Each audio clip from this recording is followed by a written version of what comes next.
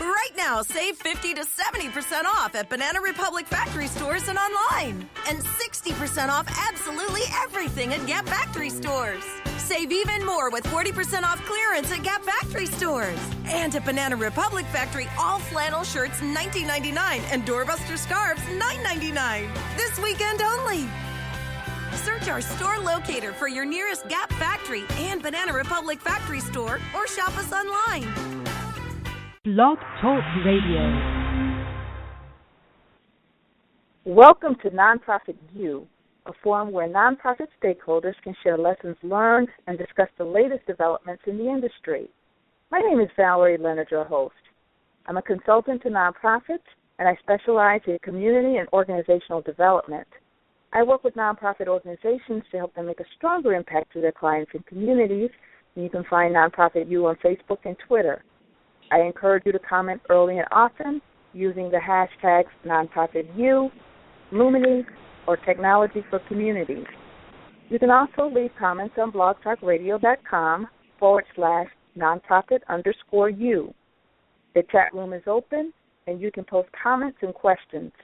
In order to use the chat room, you must open a listener-only account, and you'll find a link to open the account on the episode page.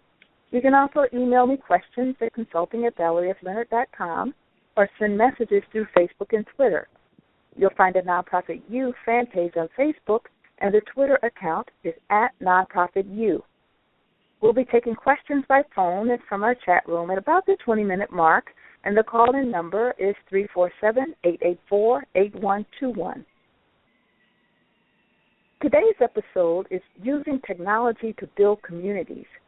We'll talk about Lumity's programs and services and ways community-based organizations can use technology to strengthen their organizations and communities. Again, we encourage you to call in with questions and participate in live chats at about the 20-minute mark. The call-in number is 347-884-8121.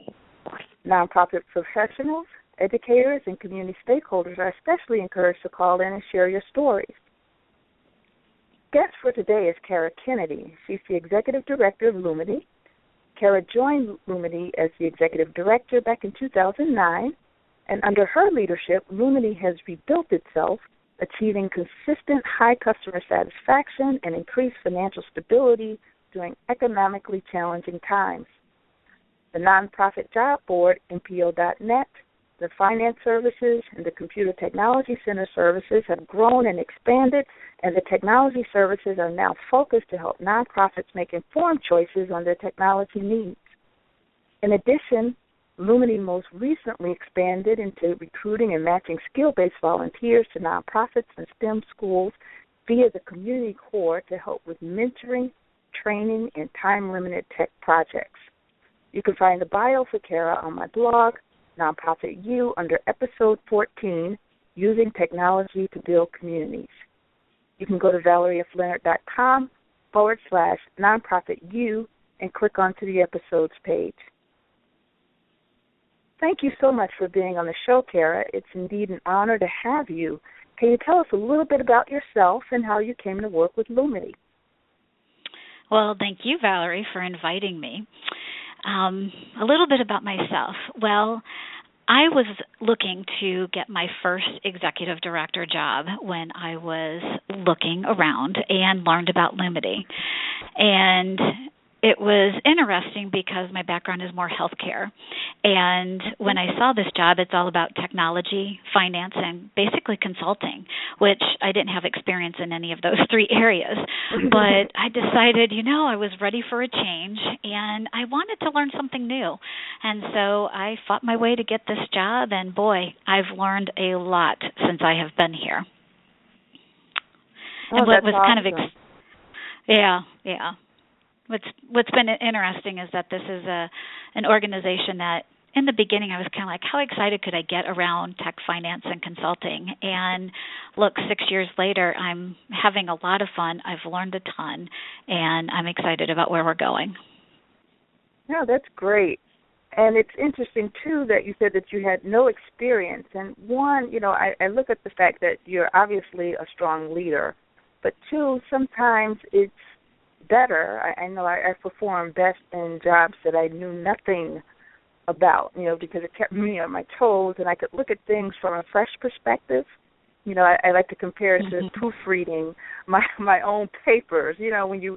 When you write something and you proofread it, you have a tendency to read what you thought rather than what's there, and then you, as a new leader in technology, you can see things as they are versus, what the technologist, intended them to be. So I think that's pretty good stuff. And then, too, can you tell us how Lumity came about? I know it was the merger of two different organizations. Sure. So Lumity is the combination of the IT Resource Center and the Nonprofit Financial Center. What's interesting is that both organizations were formed in 1984. The IT Resource Center was formed by the Chicago Community Trust, and the Nonprofit Financial Center was formed by the Donors Forum, two big partners for Lumity today. But it was about 8 years ago when the Nonprofit Financial Center looked to the ITRC and said, we're thinking about a merger. Are you guys interested? And so the two talked, and it looked like it was a great partnership, and they agreed to become one organization, and hence neither name meant anything anymore. And so we were very lucky at the time to have a board member who had a marketing communications background, and they came up with the name Lumity.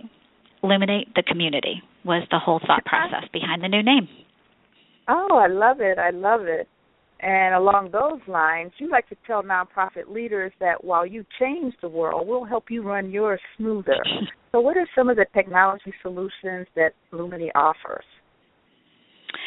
Well, today, Lumity is providing technology assessments. And what I mean by that is, let's go back to 1984 when we got started. There weren't really computers yet in nonprofits. Our whole focus was to get the computers and the technologies that corporations had and to get them into our nonprofit sector so that way we could be more efficient and more effective. So we really helped nonprofits build their initial networks, learn how to use computers. Microsoft came out shortly thereafter and taught everybody how to use Word and Microsoft Office. And eventually we got into website development, access databases, and we also were doing managed services when I started. But one of the things that we realized is we were trying to be all things to all people. And when you look at who wanted to provide technology services to nonprofits back in the 80s and the early 90s and early 2000, there weren't very many providers. But today, there's a huge vastness of technology services available to nonprofits. And so one of the complaints that we were hearing when I first started was, I bought this technology and it was supposed to do all these things, but it isn't meeting my needs, and I just spent $25,000 on it. And I would hear that, and I'd be like, oh, my God, how can we be doing, how can nonprofits be going down the path and not getting what they really need and spending a lot of money? $25,000 is a lot of money in the nonprofit world. And so, I started hearing people talk, and they said that the reason why they used Lumity was that they did not know how to vet technology vendors. And that's why they came to us, because we understand nonprofits because we're one too. And so I heard somebody say that, and I thought, you know what? We need to actually really help nonprofits make an informed decision about the best technology for them. So we decided to phase out doing all of our services and to mainly focus on doing technology assessments. And so we can help a nonprofit decide what is the right CRM for them, what is the right way to handle our email and our data storage, or, what's the best website platform for us. And so we pretty much can help a nonprofit think through what is going to be the right tools for them based on where they are and what they want to accomplish. And then we have a vendor referral program where once the nonprofit does make a decision on which technology they want to go forward with, we can help them make sure they get to a vendor who really is going to deliver what they say and to do it in a price tag that we can afford in our sector. So that's what we do today. Oh, that's great. And just so our listeners know, I've included a couple slides that demonstrate some of the Lumity models, and one of them is the technology model, how they help nonprofits with their technology and the vendors and all that good stuff. Okay, so, thank you. Okay, not a problem. So there are a lot of emerging groups that have, staff, one person, two, or three, and their executive directors not only are trying to save the world, they're running programs and managing the finances, and depending on the funding sources, the financial management alone can be a real challenge. So what programs and services does Lumity offer nonprofits to help ease the burden of the financial reporting? Well, we do provide a wide range of financial services, and it actually starts off with our finance professionals sitting down face-to-face with a nonprofit and really understanding who that organization is, what is their mission, what is their current staffing made of, what are the skill sets, and really looking at what is going to be the best way to leverage what they already have and how can we complement and build off and fill a gap for that nonprofit. So a lot of people think of Lumity and our financial services as an extension of their staff. And we can come in and provide a wide range of services, and we pretty much customize what the nonprofit will need and provide exactly that service. So that is the one nice difference between Lumity and a lot of other finance providers, is that we don't have minimums, we don't have you have to take this box of services. We really do customize it to reflect what you need at that time and what you can afford. So we do provide basic bookkeeping, monthly reconciliations. We pretty much can do anything, except for we do not sign tax returns and we do not do audits. So we can be that check and balances, so to speak, for a nonprofit with what their staff is doing, and then we can have our extension of their staff come in and make sure that everything's being accounted for, everything's legitimate, and that they're following all of the IRS guidelines. Well, that's great. And, one shameless plug for me, I can remember when I was an executive director of a very small organization, you guys helped us out a lot. You helped us to set up our financial system. You gave us QuickBooks training, and there was a book that showed you how to create your own nonprofit organization. And for us, that was important because we were spinning off, from another agency. So, those were really good services then, and you've grown significantly, since I was an executive director. So I can vouch for your services, and I thank you guys for your service. Well, thank you. Yeah. It's interesting to me that when you look at between technology and finance, how we do financial services hasn't changed much over the 31 years, but on the tech side it's changed dramatically. So it's nice to have, finance be very stable and, it hasn't changed a whole lot. Little things here and there, but by and far, what we were doing 31 years ago, we're still doing today, and we're doing it well. So. Oh, that's great. That's great. And also to let folks know that neither one of us were working with our organization 30 years ago. Just want to give people that little tidbit. So speaking of technology and finance training, can you tell us a little bit about some of your customized services? I know you have general services, but you do also do tailored services. Correct. Yeah. So, we have been doing training for both, as you talked about on the finance side, teaching people about how to set up their chart of accounts and how to do QuickBooks. We've been doing training for both our tech and finance services since we began. One of the things I thought was interesting when I started is we used to have a calendar where we identified all the trainings that we would provide, and nonprofits would sign up for those classes. And when the economy, tanked, basically, back in like Right, 2008 and 9 time frame, we noticed that the amount of trainings really started to taper off. And so we, looked at what is it that people really want and need at this point, knowing that cost was a big barrier for most people. So we ended up backed off our calendar and just said, who wants these, you want an Excel class, then we would coordinate with all the people who want an Excel class so it would actually meet their needs. So we weren't putting so much overhead into it, and it made it a lot more cost affordable. But what we also realized is in the last, I'd say three years, we have seen a huge increase in nonprofits wanting what we say is customered training. And that is where they want us to come out to their location, or they might want to use Lumity because we have a bunch of computers here that people can come in and use. But we would actually really tailor the class based on what specifically their staff or their volunteers were struggling with. And we would focus the examples on real examples that reflect that nonprofit organization and their mission and the work that they're doing with that technology.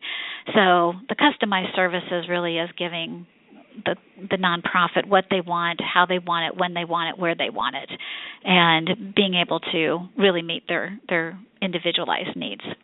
So it's a nice combination that we're still offering some of the classes that a lot of people continue to want as general, and people come together and get to meet other nonprofits, or we can actually do the customized specifically for that one nonprofit. Oh, thanks, Kara. So when I met you, I was working with a client who wanted to do a STEM proposal. And we were pleasantly surprised to learn that Lumity was already doing a lot of the work that we were thinking about doing. And you're working with students that don't normally get exposed to STEM, some of the hardest to reach populations. So first of all, can you tell us what STEM is, and then tell us a little bit more about your program? Sure. So STEM stands for science, technology, engineering, and math. And another term you might hear coming out is STEAM, where you arts for the A. So, and it's interesting because, I've talked a little bit about how technology and the environment has changed so much since we began.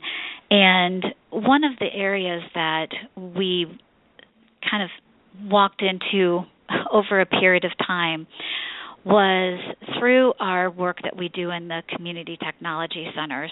We actually started working with some schools that open up their computer labs after school hours to the general public, and the students provide training for anyone who comes in.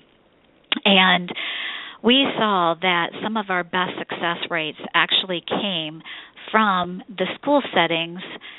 And with one of our programs, we saw that they had in 1 year 143 individuals were able to get a job in the area of technology making over $15 an hour. And a year later, 135 of those individuals were still employed. And so we started looking closer at that model and started working more with the schools and providing opportunities to go out and tour places like Northern Trust and to see their data center and to spend time with their technology professionals. And so we experimented with that opportunity, and the students loved it, the teachers loved it, the companies loved it, and the next minute we got a phone call from Microsoft to help out Lakeview, one of the schools that they're partnering with for an early college STEM school. And so it was one of those things that the feedback we got was, this is magnificent, this is great, this really complements the curriculum that's being taught in the classroom, but it brings it to life in a whole different way for the students. And I don't know about you, but I'm definitely, I need exposure. I need to hands-on see things. I learn more. I'm a visual learner more than I am a book learner. And so the students responded that way, and the teacher said, wow, can we get more of this? So that's how we ended up moving towards the model that we have now, which is taking a hybrid service delivery model for our tech services. And what we do is we actually partner with schools, and we get those students out of the classroom, and we take them out on different career site visits and show the students, all different types of work settings, different industries, and they get to see what are the different types of tech positions that exist out there. And we also engage a lot of professionals who have walked in the shoes of these students. And we have a TED Talk coach who actually coaches these professionals to tell a very compelling story about their life path that is geared for a teenage audience. And they talk for up to 15 minutes, and then it's a very interactive conversation with the students. But it's a way to really show students that no matter what choices they've made and no matter what barriers they're up against, that they actually have a path and they do have hope and there is a future for them. And it really gives them an idea, like, if that person could do it, I can do it. So we do STEM talks, we do the career site visits, and we also do what we call real-world projects, where we have the students get hands-on exposure in the classroom, working over a period of time with professionals to help them learn the problem-solving process, to learn how to develop, say, a mobile app concept to be the solution for the answer that they're really working on. And so it's just a great way to expose, inspire, and help prepare students for a STEM career. And so we've been working on this model for the past couple of years, and it's really taking off in that we're working with 11 schools, and we have 2 more that we're in discussions with at this time. Wow. So the cool thing is that we're now having students actually learn how to deliver technology services for nonprofits and small businesses. That is some great stuff. And before I open it up to callers, I just want to say that we in North Lawndale could definitely use programs like what you offer. We have, about 28 schools that I know could benefit, and then we're getting ready to kick off our North Lawndale Community Coordinating Council, which will be comprehensive planning. So we're looking at things like land use, but we're also looking at technology and how that might marry with education and transportation and all that good stuff, but even economic development. There's so many ties that we can plug into technology. So I'm hoping someone from Lumity can join us, and I think you can really give us a great framework that we can use to develop a plan that can be implemented by folks in the community. Absolutely. We'd be delighted to be one of the partners and to bring what we can and all the lessons that we've learned and experiences and our expertise to be one of the partners. Thank you. We definitely appreciate it. So now we're going to take questions from our callers and from folks in our chat room. The call-in number is 347-884-8121. Again, if you're in our chat room, post a question. If you want to call and lend your voice to this discussion, please call in. The number is 347-884-8121. One more time, the call-in number is 347-884-8121. And if you're watching the episode screen, you should see the number on your screen. So we also noticed that Lumity has a monthly executive directors roundtable in which nonprofit executive directors can share what's happening in your organizations. In fact, I just learned that you have, 2 such roundtables. So can you share a little bit more about what that looks like and how people can get involved? Sure. And after this, we have a caller. All right, good. Well, the first executive roundtable is for 18 members, and it is facilitated by Mick Weltman. And we meet every month on a Tuesday morning from 8:30 to 10:30. And it really is a forum for executive directors to bring in questions, issues, just whatever they're up against, the ability to bring that in and have a safe place that they can actually get feedback, guidance, advice, or just a place to vent, as we know we all need that once in a while, right? Yes. You so can't vent to your funders a lot, right? No. And so that's why being executive director sometimes can be lonely, right? So it's nice to know that you have 17 other EDs that you can talk to and turn to and get feedback on. And then we also address particular issues in that, where we might spend, say, an hour focusing in on a more in-depth conversation about a particular skill set or like fundraising, board recruitment, et cetera. So we can learn from each other and can steal the best from each other. So that's the first ED roundtable. The second one is a smaller, more intimate group, and that is for up to 10 members. And this one is actually to give more coaching. And so there's an agreement amongst all of the members that we're going to have each other's back. We're not going to let ourselves just keep repeating the same thing. If we're not making changes and we're not really tackling our barriers that we're up against, that we're going to support each other and coach each other to make the changes that we need to. So it's a little more tough love in that group. And so it's a higher level of risk, and it's a little different than the first group. And so both groups are open for members. The first group, which is for 18 members, is $99 a month, and the second group is $399 a year. And the second group is $300 for a year. And that is run by John Davidoff with Davidoff Communications. Okay, great. That is great value. I see that we lost our caller. I hope that the caller can call back. But while we're waiting in hopes that the caller will call back, just want to get from you a sense for what are the 3 lessons that you've learned over your career? I think the very first one, it's interesting because I've learned it as a result of being here at Lumity. Working with a bunch of chief information officers, they love data. And I have learned to realize and appreciate the value of data.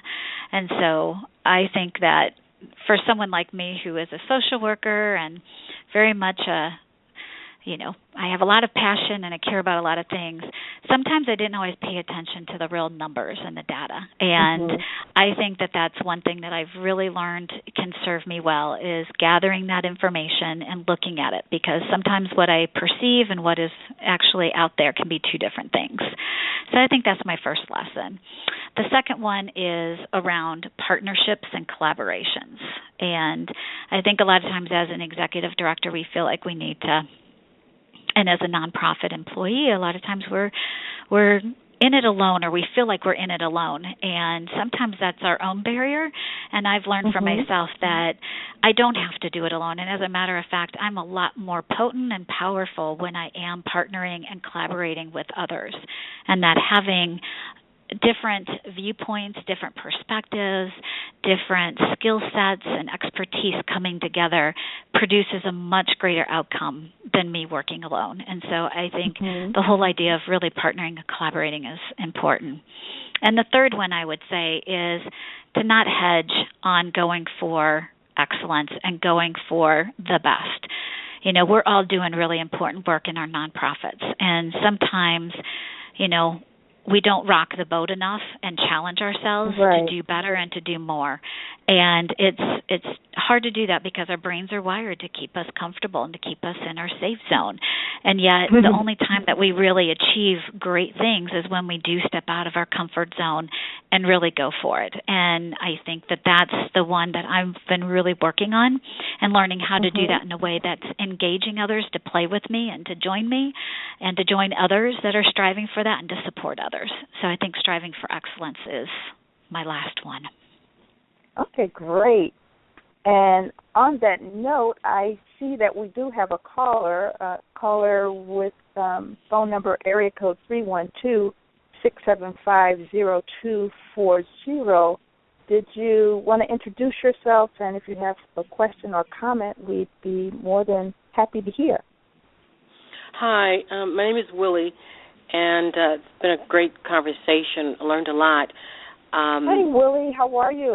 I'm good. My question to Ms. Kennedy was about the STEM program. That's very interesting. One, I wanted to know if that is only reserved for schools, high schools, or do you also work with after-school programs and middle school students? That's a great question, Willie. Thank you. Right now, we have been predominantly working with high schools and all different. We've been working with CPS, with alternative schools, and after-school programs. Some of our programs are literally just after school and on Saturdays. We do a lot of work on Saturdays.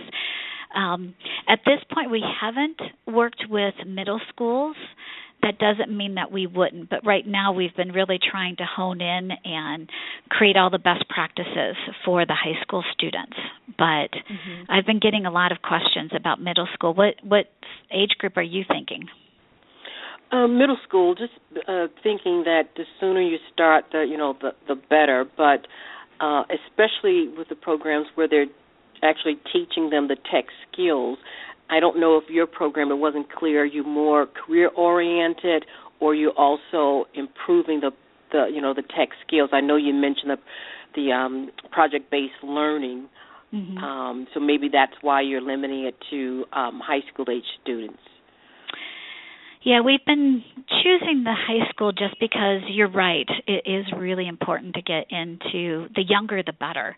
And I know middle schools that there are quite a few programs that already exist in the middle schools. There's never enough to meet the need. Let's just state that. We've been focusing on the high school because I engage the corporate community, and I think there's just been a little more focus on the high school because they're closer to becoming employed, and so it's easier for the employer groups that we work with to justify working with the high school students because they might be able to get those students on a track for choosing a STEM-related career, especially in technology, since that's where there's a huge vacancy of the talent to fill the positions that exist out there. So that's kind of our strategy for why we've selected the high school age at this point. That makes sense. I get that. And then the other question is, in terms of requirements for participating, as a school partnership or after-school partnership, what would be the criteria for your selecting an organization to partner with? What must they have in place? It really is a good fit between what they're trying to accomplish and what our program is designed to do. So it is a programmatic fit. Also, we really want the leadership behind it. So with the schools that we're working with, the principals are really critical for being behind it because it is about a cultural shift over time in a school. And so administration is another key component. And, of course, the resources. So with the schools that we're working with, it is a collaborative fundraising model. Sometimes we can get a grant and we can work with the school. Other times we are partnering and doing grant writing with a school or getting a corporation to help support it. So, of course, it always takes money to pay for the staffing and the coordination of all of the resources to make it happen. So those are like the three big components that we look for in a partner. All right, great. Thank you. I appreciate your response. Thank you, Willie. Thank you so much for calling, Willie.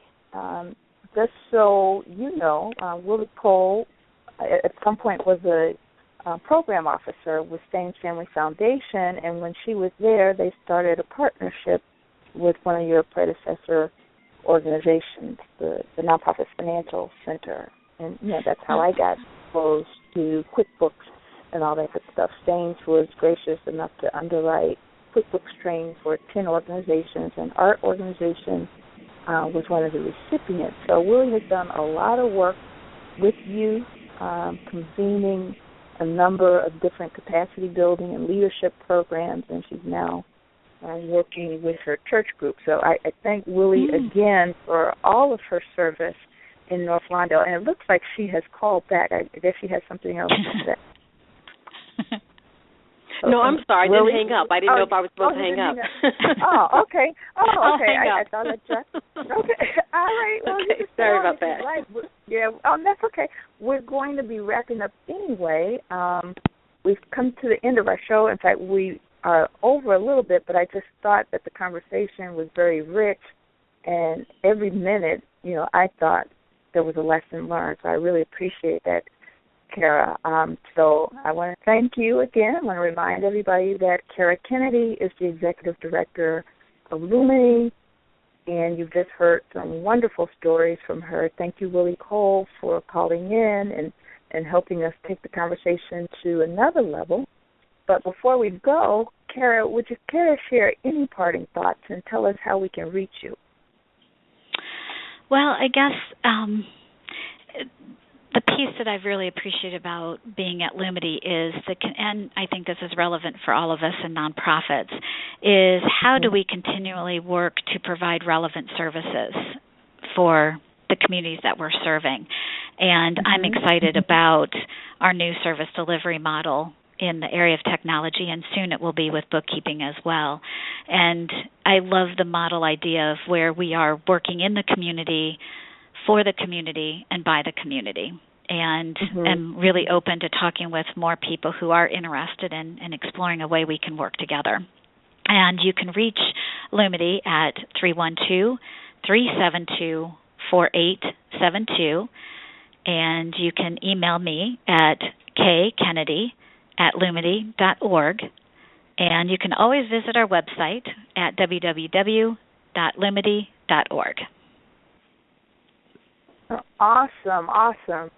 So I want to thank our listeners for listening to Nonprofit U Blog Radio Talk Show this afternoon. And the show will be available for download within about an hour, and we encourage you to share this in your networks. If people weren't able to catch the live show, the information is still really, really good, and I think Kara gave us some timeless information. So don't be shy about sharing the information. And make sure you tune in next week when our guest will be Eric Weinheimer.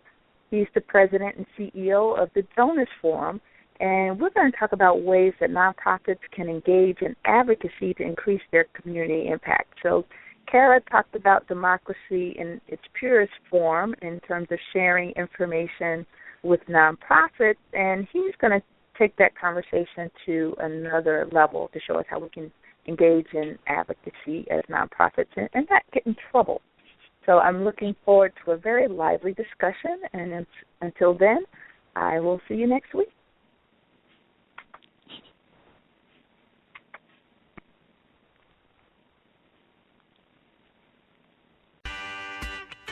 Right now, save 50 to 70% off at Banana Republic factory stores and online. And 60% off absolutely everything at Gap factory stores. Save even more with 40% off clearance at Gap factory stores. And at Banana Republic factory, sweaters start at $19.99 and scarves start at $9.99. Hurry! Search our store locator for your nearest Gap factory and Banana Republic factory store, or shop us online. Right now, save 50 to 70% off at Banana Republic factory stores and online. And 60% off absolutely everything at Gap factory stores. Save even more with 40% off clearance at Gap factory stores. And at Banana Republic factory, all flannel shirts $19.99 and doorbuster scarves $9.99. This weekend only. Search our store locator for your nearest Gap factory and Banana Republic factory store, or shop us online.